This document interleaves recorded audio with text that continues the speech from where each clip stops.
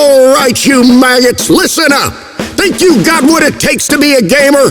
Think you can handle the pressure, the competition, the sheer joy of dominating some noobs online? Well, listen up, because Master Sergeant here is about to deploy you into the 117th Gaming Squadron podcast. This ain't your mama's tea party. We're talking strategy, reviews, the latest intel on the gaming battlefield, and of course, enough brews to fuel a B-52 bomber. So grab a controller, crack open a cold one, and get ready to learn from the best, or at least the loudest. Now reporting for duty, your fearless leader, the Squadron Commander!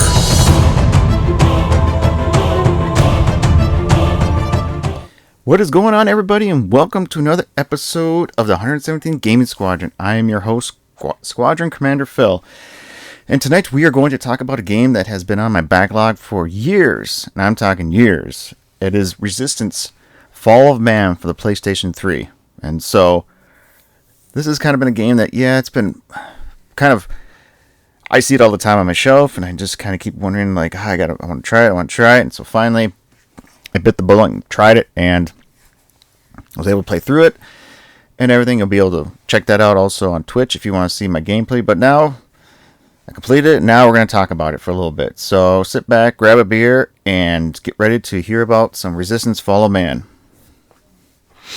So let's give it some couple updates. First things first, on my previous episode, I actually had a special guest that came on, one of my coworkers named Richard, and we talked about how he got into gaming, and then we kind of talked about the current state of the industry and just kind of thought his opinions on everything, what he thinks the current video game industry is going on. So if you haven't heard it, it is on, it is the previous episode, so you'll be able to listen to it, but it also is on YouTube. I actually recorded a video of us talking, so you can also go over to YouTube and watch it there if you want to. Another thing is, I have been streaming on Twitch more, which you'll be able to find the gameplay for this game, like I mentioned earlier, and other gameplays that I've been working on. So go on over to Twitch, hit that follow button, check me out, give me some love, and just watch me get angry. I mean, this game definitely made me angry a few times. So, anyway, Alright, now on to what is important. The beer I am drinking. So tonight, I am drinking Trader IPA from Badger Hill Brewing.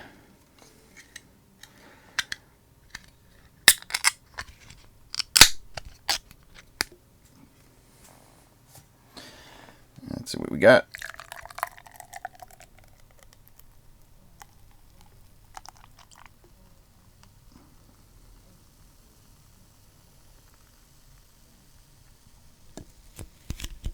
There we go. Yum. Alright, so it is definitely, it's definitely what is a hazy? So, definitely hazy. It's definitely gold. Kind of like a dark gold. Yeah, it's got that kind of juicy smell to it.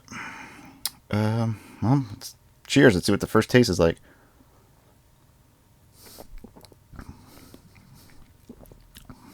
Okay. You can definitely tell it's an IPA.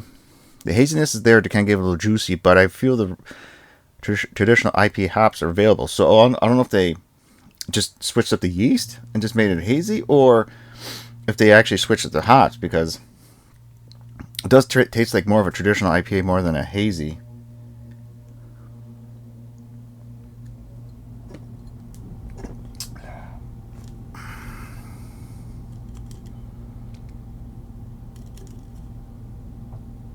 Oh, wait a minute.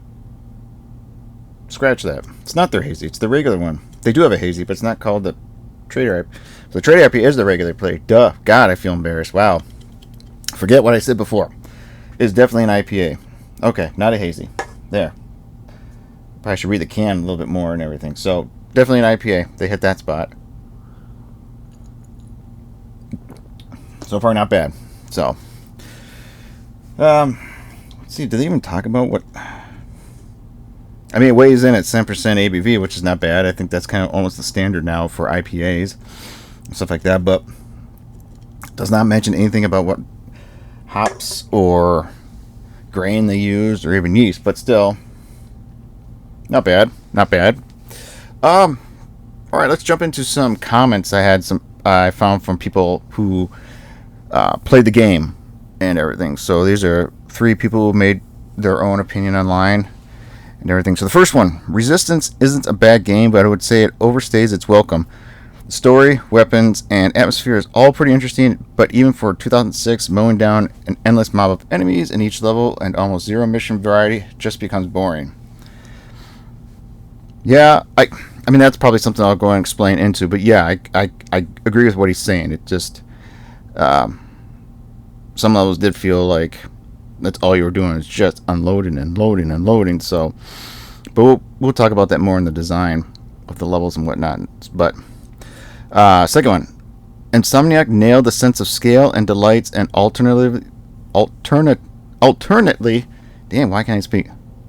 Throwing plot twists and growing and shrinking level design to keep things interesting throughout the experience. So that's true. A lot of levels throughout the game are different. Sometimes I think one point I did get lost, or I couldn't figure out where I was going to go and kept dying. But still, level design wasn't like the greatest, but I don't think I have a first-person shooter. Level design's like, oh my god, just amazing. Here's one really that kind of guy gives his opinion. This game is a mess. Every enemy is annoying bullet sponge. It's the second time we heard that being said. The controls are horrible with minimal customization. This was painful to get through. I'll agree the controls were definitely hard to get used to and remember because there are different buttons you have to hit at the same time to do different things for guns. It just kind of screwed me up a few times where I was trying to do one thing and then da-da-da-da-da. But anyway, we'll get into that later. So I guess you can see mixed reviews. Someone liked it. Someone said it wasn't too bad. Other person said it was garbage. So, you know, hey, that's kind of what is out there. So,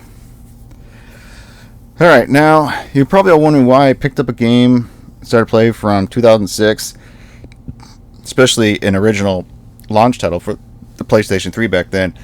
And like I said, it's been on my backlog for years. I was able to find this and the other 2 games. There's 3 games in the PlayStation 3 for the franchise that I found pretty cheap at a used video game store. And I know what got me to pick it up was basically the fact that I was kind of searching like what PS3 games you need to play and everything. And one of the games that would pop up was what people are saying, the Resistance franchise, and I think more people said the second one was best out of the 3 and everything. So I figured I'm going to play through all of them and kind of make my own opinion. But yeah, so here we are, starting with the first one and everything. And so, you know,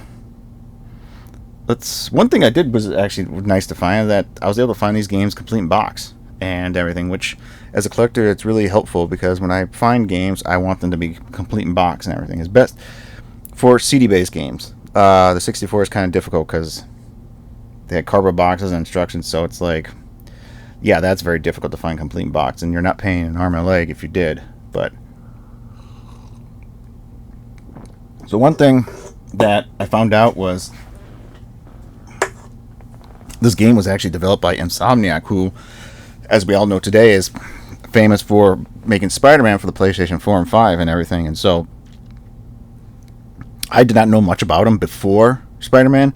I knew that they had made previous games, but this, I think, is the first game outside of Spider-Man that I played that is Insomniac, because they did come out one for the Xbox One called Sunset Overdrive, which people say is a really good game for that, but still it's on my playlist. But still, this is probably the one Insomniac game, yeah, that's not Spider-Man that I have played. And kind of curious to, you know, their role in trying to create a first-person shooter and everything. So, but still interesting, kind of fun history. This is all before Sony purchased them and everything, because yeah, Insomniac created and developed it, and Sony published it. So, but oh yeah, one final thing before we get onto the game. As I was doing research and looking up information for this game, I found out that there's actually a group of people that still play this game online, even though the PS3 servers are all shut down, they were able to create their own private servers, of course, and they still play the online multiplayer game for it. And so seeing people that are excited and happy to be like, oh my god, I can still play Resistance multiplayer today. And the Reddit page I found actually had multiple videos on how to set it up and be able to access their servers and be able to play with everybody. So still, I think that's pretty cool that this game's still showing love, even, god, like 10, 18 years later. So they must have done, Insomniac must have done something right. Alright, let's get on to the meat and potatoes, which is the game itself. So, spoiler warning, because I will be talking about stuff that happens in the game and everything. If you guys still want to play it for yourself, here's a chance to stop now, or maybe wait about 15 minutes. We can jump to the end where I can kind of give my final review about is it worth it or not. But anyway, so basically the premise of Resistance Fall of Man is the fact that it takes place in an alternate universe in post World War II, alternate universe, about late 1940s, where the Chimeran, these aliens, land in Russia and start infecting the Earth to the point where by 1950, all of Europe, including England, was taken over by the Chimeran. And so you play as known as Sergeant Hale from the U.S. Army, where you and a team of other personnel, Army personnel basically, are deployed to England to help the British Army and resistance over there kind of fight back the Chimerans. So you're part of the U.S. Army or U.S. military invasion force of England. So, I think it's 1950, 1951 where it starts. And basically all the gear you are wearing is pretty much like right after World War II. All the helmets, the uniforms, the camouflage, it's pretty much WW2. So they did make some modifications to the guns. Like the carbine you use is like pretty much a fully automatic carbine where you can just unload on all the Chimeran and everything, and then you get other weapons throughout that are definitely more along they are more advanced at the time than we see today, which is understandable. Alternate universe makes sense because they actually fly around in Ospreys, which today that didn't come around until what, mid 2000s, before we finally had the Osprey planes and everything. So they had this in that game, which it was inspired by. Well, this game came out in 2006, probably around the time Ospreys were starting to show up in the service. So yeah, okay. Anyway, Sergeant Hale, he's kind of he's just your basic sergeant. You know, he's a part of a group.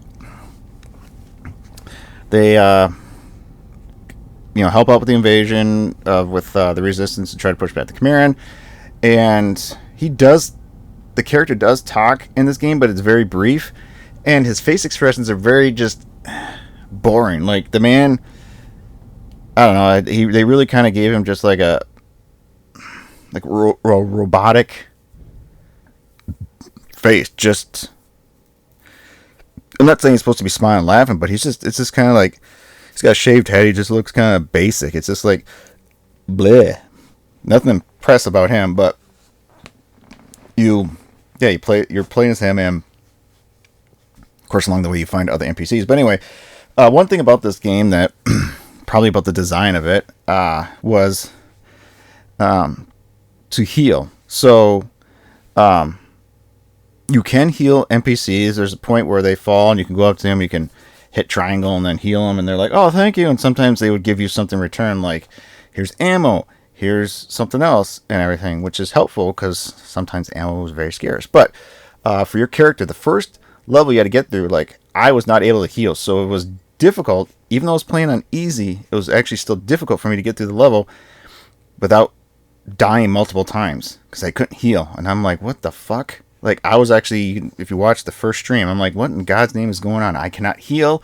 How do I get through this? Like, and so I had to play multiple areas, multiple times just to know, like, okay, the enemy's going to pop out here. I got to do this, to try this, that, just to get through it. And it was it was kind of getting annoying. I'm like, how the fuck do I heal? And I'm looking through the manual, and just so eventually, what happens is, it was part of the story. When you get to like the second level or something, you get ambushed by these bugs or critters, whatever you want, that the Chimera unleash on the humans, which basically they overrun you, and they make their way into your body through your mouth and stuff like that. And from there, you're infected. And what's supposed to happen is you're just basically supposed to collapse. You're infected, and they have these giant floating ball sacks with tentacles that look like those big bladders from StarCraft. Would come and grab you and then bring you back to one of the facilities to basically morph you or evolve you into one of their Chimera. And that's how they create their army, their previous humans and stuff like that. So, but what happened was Sergeant Hale was infected, but he did not turn. He actually woke up from being infected and pretended as if like nothing happened. But what did happen was the fact that he was infected with the Chimeran virus or whatever, so he kind of gained some of their abilities, which, okay, all right, so this guy's somewhat maybe immune to it. So this is how you heal. So the Chimeran have the ability to heal after so much. They would have to get this like ooze, this orange yellow, no, it's like this yellow ooze that they would take, and it would heal them. And so basically you would find these yellow canisters throughout the level, and that's how it would heal you. And they heal by like, so you have 25, 50, 75, 100%. So each canister heals you by that much percentage. So you get however down. So you only need like 3 or 4 3 at most to heal you back to 100% health. Which kind of leads into the design, which I thought was like, okay, interesting enough. But other abilities you get when you're that, you don't get like anything else that's like makes you like superhuman. You don't get the ability to like jump higher, jump farther. You don't get the ability to like run faster or anything that makes you like out there. You just can take more damage than your typical NPCs and heal from it and keep moving forward. So unless they make additions in the second and third game, yeah, that's it. So I'm kind of like, that kind of weak, but it is what it is. So, and the designs of the levels aren't terrible. Even the design itself, when I was playing it, I mean, the graphics did look decent. Even to this day, I mean, they played at 30 frames, 720p, no issue there. Actually, I think my TV bumped it up to 60 frames because it was a lot smoother. But it kind of looked like it was almost like a PS2 game, just in HD. Like nothing really spectacular, nothing really amazing.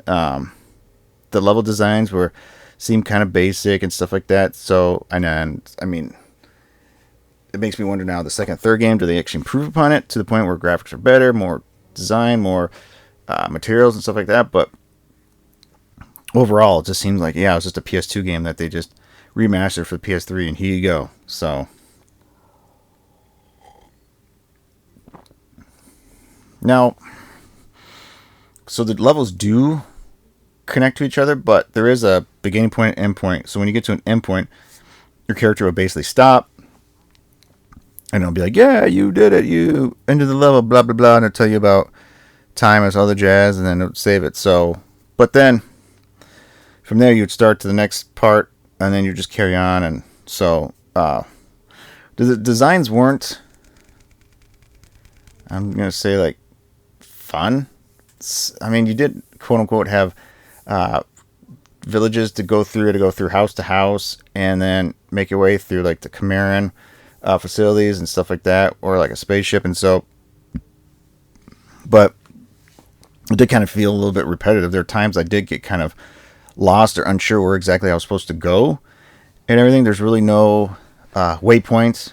The map sucks. Like, doesn't help you much at all, and stuff like that. So it'd be nice if they can improve that in the other games, which maybe they will. We'll find out. But overall, the levels, they just weren't that great, especially towards the end, where you're basically in the Chimeran facilities, and it's just basically like hallway after hallway, and then open area, hallway, open area. So definitely a lot of repeat of what it was, the same level, and so you're kind of like, yeah, same thing, same thing.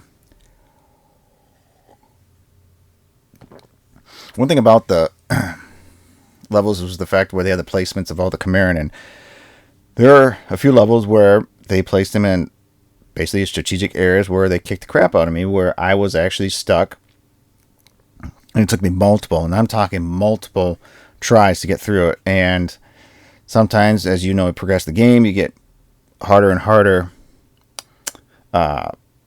enemies to fight, especially bigger ones that require like a rocket launcher or some big weapon to take them out. And there's this one part where we're in London trying to take out London Bridge, and I had to fight like 3 or 4 of these what do they call them, Ravagers, that, yeah, they're like these 4-legged mechs that run around, and so you can take them out with like 2 to 3 rocket launches, or you can get behind them and take them out that way. But trying to get behind them was super difficult because they would always follow you, and you couldn't outshake them. And the NPCs in your team do a terrible job of trying to distract them for you. It's just, God, those NPCs were just garbage, dude. They sucked. Plenty of times in my stream where I'm just yelling at the NPC, like, do your fucking job. Like, why am I the only one out there doing everything? You guys are just standing there just like fucking DTD, and got really annoying. But they're, I mean, yeah, like one of those guys reviews, a lot of the enemies are definitely bullet sponges. You just sit there and just unload and unload and unload and just find more ammo and unload and unload and unload. And so a few times I did run out of ammo, which you had to go back, find some, or when you do find alien weapons too, it's not like, oh, this alien dropped something. It does in the beginning, but then later on you just kind of find it as you go along. Like, oh, you found a dead Chimeran. Oh, look at this weapon. Or you found a dead British soldier or army soldier. Oh, look at this weapon. I got this now. And so that's how you pick it up and take it. So you get weapons down the road. Sniper rifle, rocket launchers, shotgun, machine gun.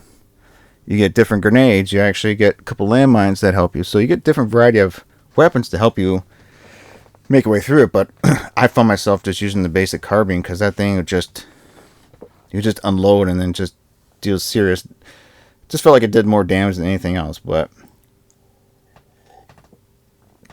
there was weapon that was really annoying, was that the Chimeran had that you could pick up too, which they could actually shoot through walls. So you can't just run around a corner and wait for them to stop shooting or whatever. No, those energy balls or whatever will go through the wall and hit you. So you can't just, and so there are times where I'm running away and yet energy balls are coming through the wall, coming at me, and I've gotten hit and I've actually gotten killed by it. And it just is like, God damn it.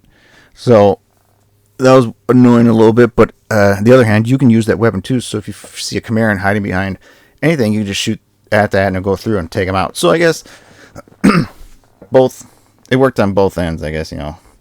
So, but along with using those guns, well, using the guns comes down to the fun of the controls, which one of the guys mentioned earlier was kind of annoying. I would agree to that. It took me a while to get used to the controls. Granted, you do use the left thumbstick for running and the right thumbstick for viewing, which is great. But like shooting, jumping, switching weapons, using secondhand parts of the weapon, zooming in, doing this or that, you had to kind of like hold L1, then hit R2 or R1, L1 at the same time, then square. It was just kind of annoying to do these switcheroos just to get the special ability of that weapon to work with you. And so there were times where I'd be in a firefight and I forget or hit the wrong button combination to do whatever, and then I end up getting my ass kicked, or it just didn't work out and I was getting pissed. So it would be nice if the controls could be changed around for your liking, or they had better options of how you select stuff or use your special weapons abilities. It just was not the greatest. I mean, the music didn't really win me over. It was just kind of your typical like game music, nothing sci-fi. I think they try to make it militaristic, kind of 1950s feel, but to me I did not remember much of it at all. So, you know, boo on that. The music was meh. All right. So, was there anything else I'm missing they want to talk about? Oh, save points. Yes. This game did do autosaves, but It was not frequent enough to the point where, let's just say you play for 20 minutes, it automatically saves. No, you start the level, you had to get to a certain point for it to go checkpoint, and then it saves. So there have been plenty of times where I'd be playing for like half hour, almost to an hour, get my way through it, dying, and realizing, oh, okay, I'll just go back to the checkpoint. Nope, you gotta go back to the beginning level because you didn't get that checkpoint. And I'm like, son of a bitch, I spent a half hour just on this one area just to get through, and now I have to go through it again. That was also very annoying, frustrating, where they could... well, alright. If they could make it so, yeah, autosaves were a lot more frequent, but at the same time, you can save anytime if you want to. So, especially in today's games, we are all used to having games autosave for us, that us having to stop manually save, the way of the dinosaur, that for me to remember, like, okay, I better stop, manually save, because I'm probably going to go into a huge combat and stuff like that. So, but it was the thing at the times. They still kind of had the manual save on top of autosave, with the hard drive being something new for the PlayStation. Alright, final thoughts.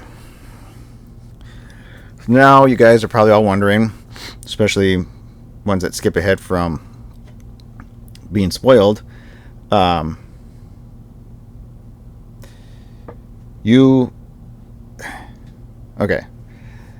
so this game, like I said, it was fun. I'll give it that. It was definitely fun. I was able to make it through completely. Definitely a lot of frustration for sure, but it was not the best first-person shooter. So now I don't know if I'm just being kind of unfair because of today's 2024's first-person shooters compared to 2006's, given the time. But I will admit the story was very interesting, especially how you learn more about the Khmer invasion and the resistance and stuff like that. That was very neat. That's very interesting. So I'm hoping that the second, third game they expand upon it. Now, for overall, I would give this game 6.5, 7 out of 10. By that I mean, if you are a person that's like, what game should I play on the PlayStation that I might have missed, I would probably say, have you tried Resistance? And maybe because this is the first of the franchise, they're kind of just testing the water, figuring out how to do with it, and then hopefully the second and third game kind of really takes off. But for a launch title for a PlayStation, I mean, there's definitely love out there. There's definitely people who say, I love that game, I played a lot and all that stuff. You can co-op and do grand stuff. So it was not the Halo of the OG Xbox where it's like a must-play game, like, oh my god, you have to buy the system to play this game. It wasn't that, but it was still very interesting. I hope that the next two games really show off the power of the PS3, because these graphics weren't the greatest. So, but one thing I would wish is that Sony would revisit this franchise, because I would feel, especially on the PS5, that if they brought back the story with the Khmer invasion, I think it would look amazing in the PS5. They could almost do kind of they could do like a Dead Space feel, where it's more of like a horror survival aliens. You could do another first person where it's aliens, but man, you can make those aliens nowadays just terrifying with the lighting and the sound and the graphics. I mean, geez, yeah, they could definitely revamp this franchise with today's hardware, and I think it'd look just amazing.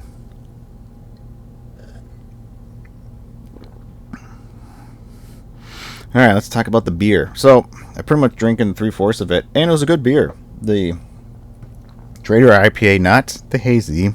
Make sure I correct myself on that one. It was definitely good. Badger Hill Brewing. So, if you're looking for a new IPA to try the Trader one. It does, not similar to like the Surly Furious, but it's definitely a good, solid IPA that I think you enjoy. The bitterness is there. The maltiness is, a little bit, but overall it's a decent IPA. And for the price, wasn't too bad. So for like a 12-pack, it's actually cheaper than some other IPAs out there, which to me is better, because you can have one, move on to the second one, probably even go on to the third one, and easy drink it. So that's a good thing. But overall, I definitely get this beer again. If they have it on tap somewhere, I'd check it out, especially fresh. All right, well, that's it for me today, folks. Thank you again for listening to this episode of the 117th Gaming Squadron podcast. Please subscribe, like, follow, all that great stuff to help my podcast grow. If you ever want to contact me about a game you want me to play, or stuff you want me to talk about, or just in general talk about video games or whatever, you go ahead and email me at 117gamingsquadron@gmail.com. Also, if you want to watch me play live, I'm on Twitch 2 to 3 times, sometimes 4 times a week. So head on over to Twitch and follow me there and show me some love and everything. So until next time, take care, play games, and drink good beer. Cheers. Podcast, please subscribe, like, follow, all that great stuff to help my podcast grow.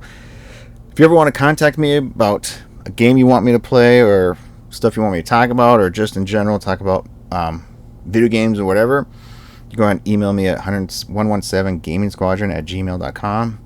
Also, if you want to watch me play live, I'm on Twitch 2 to 3 times, sometimes 4 times a week. So head on over to Twitch and follow me there and show me some love and everything. So until next time, take care, play games, and drink good beer. Cheers.